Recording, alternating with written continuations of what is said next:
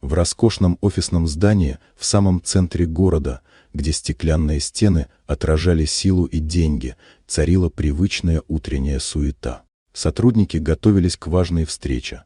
В течение недели обсуждалась крупная сделка между двумя корпорациями, и сегодня должен был состояться ее финальный этап. Весь офис был приведен в идеальный порядок, но как раз в этот день у компании сорвалась уборка, штатная уборщица неожиданно заболела. Времени искать замену не было. Ранним утром, когда в здание еще только начали стекаться сотрудники, одна женщина мыла пол в приемной на 35-м этаже прямо перед залом переговоров. Никто не обращал на нее внимания: серый костюм, низко опущенная кепка, резиновые перчатки. Она работала быстро, не теряя ни минуты. Казалось, она прекрасно знала, что делает и зачем.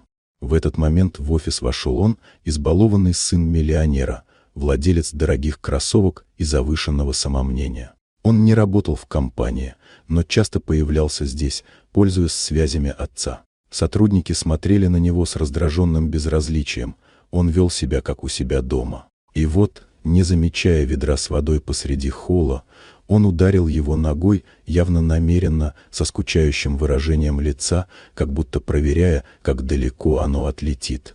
Вода расплескалась по идеально вычищенному полу. Женщина молча отступила назад, чтобы не попасть под брызги. Он даже не извинился, лишь усмехнулся и прошел мимо. Он не знал, кто она.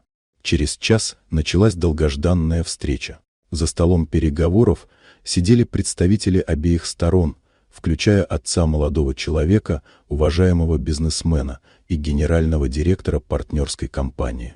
Когда дверь в зал открылась, в помещение вошла та самая женщина, уже переодетая в строгий деловой костюм. Она прошла к главе компании и села рядом с ним. Это была его жена. Отец юноши застыл.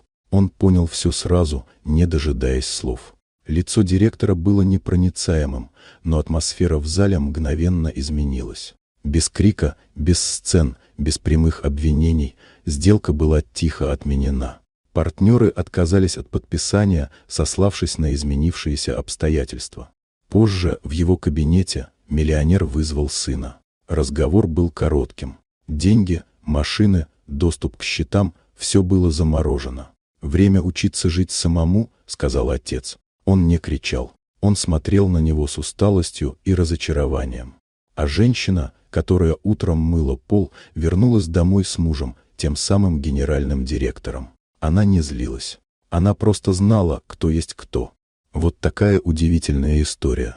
Дорогие друзья, если вам понравилось видео, поставьте лайк, а также подписывайтесь на канал, впереди еще много интересного.